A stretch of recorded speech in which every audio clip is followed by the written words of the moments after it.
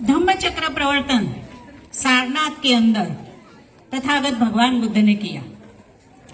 उन्होंने बुद्धत्व प्राप्ति के बाद बोध गया से सारनाथ तक 400 मील की पैदल यात्रा की और सबसे पहले अपने 5 अनुयायियों को बौद्ध धम्म का ज्ञान दिया।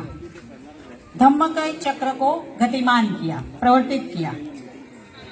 उसके बाद भगवान बुद्ध के कुछ सालों बाद, करीबन 200 सालों के बाद शायद, सम्राट अशोका ने कलिंग के युद्ध के बाद आज ही के दिन, अशोक विजयादशमी जिसे कहते हैं, आज ही के दिन बौद्ध धम्म की दीक्षा अंगीकार करके अपना संपूर्ण जीवन धम्म को समर्पित कर दिया।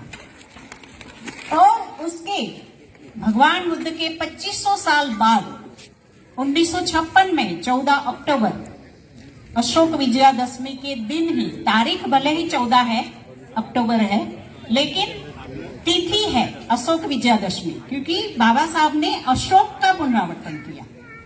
जो धम्म चक्र प्रवर्तन सम्राट अशोका ने किया था और जो धम्म यहाँ से लुप्त हो गया, करीबन 700 साल तक यहाँ से धम्म लुप्त रहा, तो 700 साल बाद फिर से इसी भारत भूमि पर भगवान बुद्ध के उस धम्म को पुनर्जीवित करने वाले बोधिसत्व डॉक्टर बाबा साहेब आम्बेडकर थे, जिन्होंने अपने 5 लाख अनुयायियों के साथ आज ही के दिन, अशोक विजयादशमी के दिन, बौद्ध धम्म अंगीकार किया और 22 प्रतिज्ञाएं दी।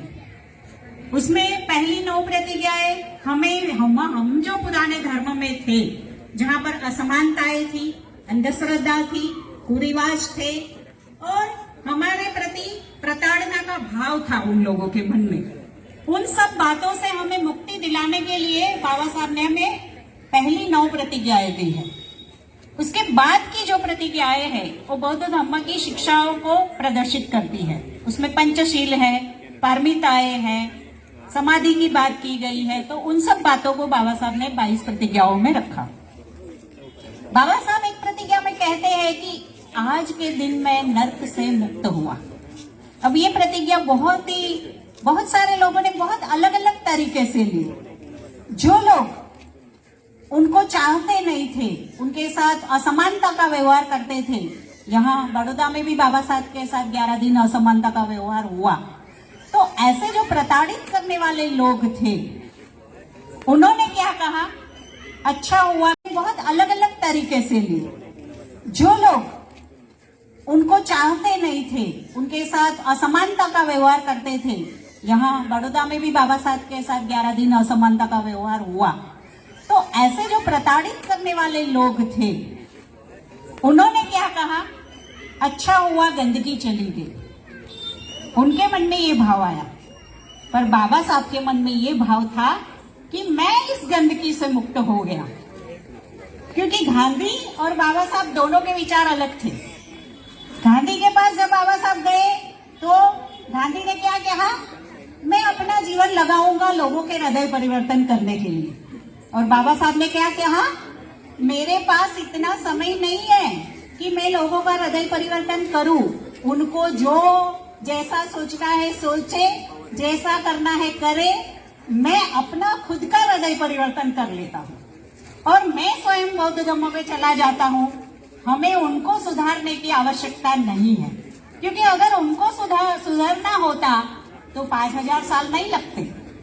आने वाले 5000 साल भी आप उनको दे दो तो भी वो नहीं सुधरने वाले, क्योंकि मानसिकता कभी नहीं बदलती। मानसिकता को बदलने के लिए ध्यान करना पड़ता है। शील के आचरण से हम ऊपरी तौर पर थोड़ा थोड़ा बदल सकते हैं, लेकिन अगर पूरी तरीके से हमने बदलना है, हमारे मन को परिवर्तित करना है, बुद्ध बनना है, तो हमें मानसिक परिवर्तन करने के लिए ध्यान की आवश्यकता है। और हमें मालूम है कि वो लोग ध्यान करने वाले नहीं है और बदलने वाले नहीं है, तो हमारे साथ कोई समानता का व्यवहार होने वाला नहीं है। तो हमें राह देखने की कोई आवश्यकता नहीं है। 56 के बाद अभी तक भी जो लोग यहाँ पर बैठे हैं और अगर बौद्ध नहीं बने हैं, तो अभी अपने अंतर मन से पूछो कि अभी मैं किसकी राह देख रहा हूँ। क्या अभी बाबा साहब आने वाले हैं?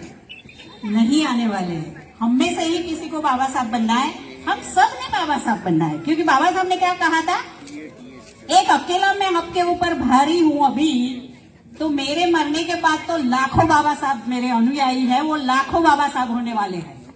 तो हम वो लाखों बाबा साहब हैं और हमने खुद को बदलना है। रोशनी ने बड़ी अच्छी बात की शिक्षा के ऊपर, पे बैक टू सोसाइटी भाई ने भी बताया।